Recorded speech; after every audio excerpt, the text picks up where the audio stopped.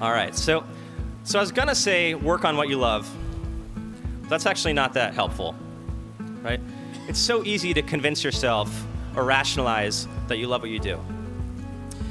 But when I think about it, the happiest and most successful people that I know, they're not just in love with what they do, they're obsessed. And they're not just obsessed, but they're obsessed with solving an important problem, something that really matters to them. I had like dogs growing up. I don't know if you've ever thrown a tennis ball for a dog, but like, you don't even have to you don't have to throw it. You lift it up, and like the dog gets these like crazy eyes, and then you throw it, and like the leash snaps, and they go bounding off, and they're like plowing through, whatever's in their way to get it. That's what my friends feel like, and that's what I hope all of you find, because I have other friends too who work hard, and they're paid well in their jobs, but they complain and they feel like they're like shackled to a desk. So the problem is, a lot of people don't find their tennis ball right away. So it took me a while to get it, but I realized the reason why the people that work the hardest don't work hard because they're disciplined. They work hard because solving and working on an exciting problem is fun. So after today, it's not just about pushing yourself, it's about finding your tennis ball. It's about finding the thing that pulls you.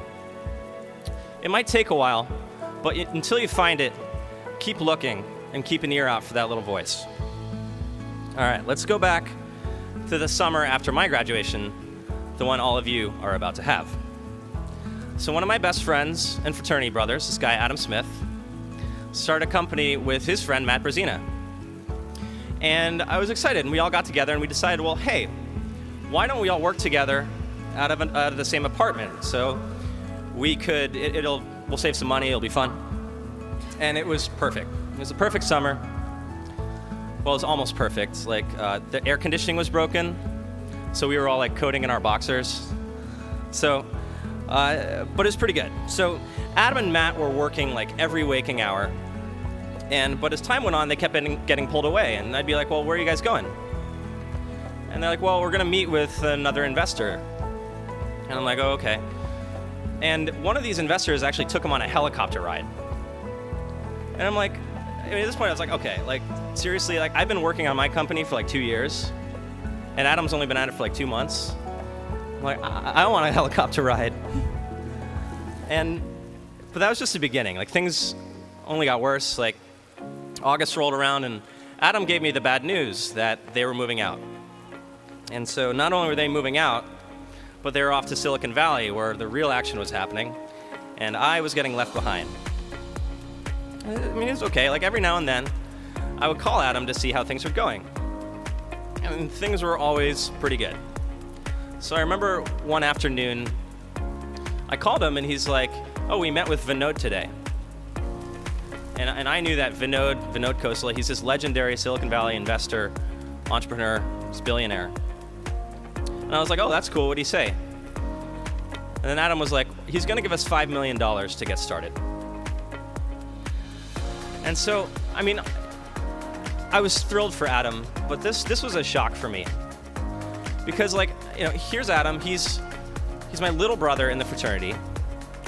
He's like my beer pong partner. He's 2 years younger than me. I'm out of excuses. Like, Adam is off to the Super Bowl, and I'm not even getting drafted. And Adam had no idea at the time, but he actually gave me just the kick that I needed. It was time for a change. So they say that you're the average of the 5 people you spend the most time with. So like think about that for a second. Like who would be in your circle of 5? And I have some good news. MIT is one of the best places in the world to start building that circle. Because if I hadn't come here, I never would have met Adam, I never would have met my amazing co-founder, Arash, and there would be no Dropbox. One thing I've learned is that surrounding yourself with people who inspire you is now just as important as being talented or working hard. Can you imagine if Michael Jordan hadn't been in the NBA? Like if his circle of 5 were like a bunch of guys in Italy or something? Like I don't think we'd be seeing him on Wheaties boxes. And so that's the point. Like your circle pushes you to be better, just like Adam pushed me. And now your circle is going to grow to include your coworkers and the people around you where you live. And where you live matters. There's only one MIT, and there's only one Hollywood, and there's only one Silicon Valley. And this isn't a coincidence. For whatever you're doing, there's one place in the world where the best people go, and you should go there. Don't settle for anywhere else. Like, being able to meet my heroes and learn from them gave me a huge advantage. So your heroes are part of your circle too. Follow them. All right. The last trap you might fall into after school is this idea of like getting ready. Right? Don't get me wrong. Learning is still your top priority. It's the most important thing you can do. But the way you do it changes. From now on, the fastest way to learn is by doing. Otherwise, if you have a dream, you can spend a lifetime planning for it and studying for it and getting ready for it. But what you should be doing is getting started. Honestly, I don't think I've ever been ready. As you might expect, building this company has been the most exciting and interesting and fulfilling experience of my life. But what you probably don't know, and what I haven't really talked about, is this has also been the most painful and humiliating and frustrating experience too. And I look back over the years, and I can't even count the number of things that have gone wrong. Unfortunately, it doesn't matter. That's the thing. Nobody has a 5.0 in real life.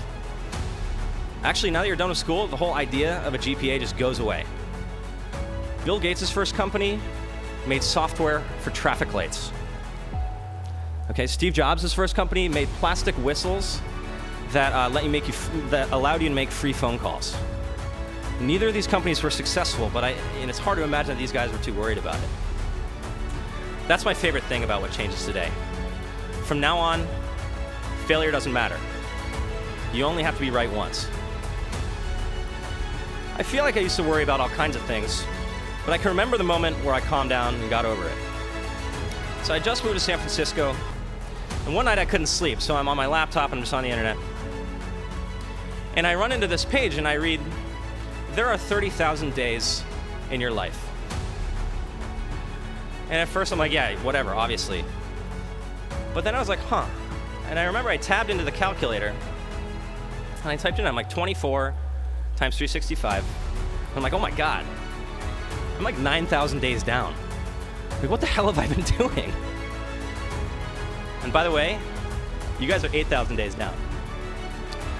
That night, I realized there's no warm-ups, there's no practice rounds, there's no reset buttons. Every day, we're writing a few more words of a story. And from then on, well, actually, when you die, it's not like here lies Drew, he came in 174th place. And from then on, I decided that, okay, instead of trying to make my life perfect, I want to make it interesting. I want my story to be an adventure. And that's made all the difference. Instead of trying to make your life perfect, give yourself the freedom to make it an adventure and go ever upward. Thank you.